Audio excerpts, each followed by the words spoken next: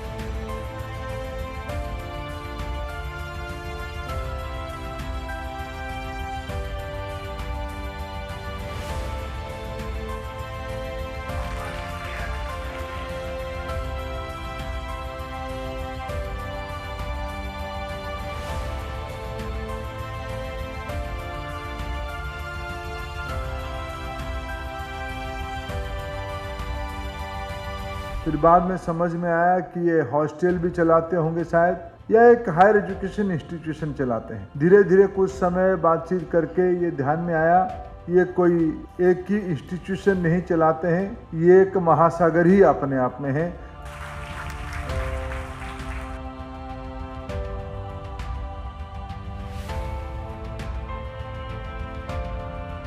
कि मनोबल की स्पेशलिटी है कि यहाँ हमने बहुत अच्छा एजुकेशन एनवायरनमेंट के साथ साथ एक्सेसिबल मटेरियल और इंक्लूसिविटी का बहुत अच्छे से ध्यान रखा है। इस वर्ष की यूपीएससी सिविल सेवा परीक्षा 2024 में मेरी 91 या 91 रैंक आई है। मनोबल ने न केवल एक्सेसिबल मटेरियल बल्कि एक इमोशनल सपोर्ट भी मुझे दिया ताकि मैं इस एग्ज़ाम को क्वालिफाई कर पाऊँ।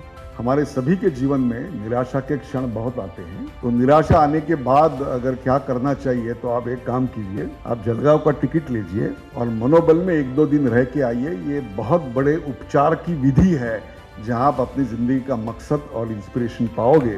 पहला तो ये बच्चों को पढ़ा लिखा के सेल्फ सफिशिएंट बनाते हैं। सबसे पहले उनमें सेल्फ डिग्निटी की भावना लाते हैं कि आप अकेले नहीं हो, आपका कोई और है। तो ये जो मास्टर हैं ये बच्चों को बहुत अच्छे संस्कार देकर भेज रहे हैं। तो so hats off to him.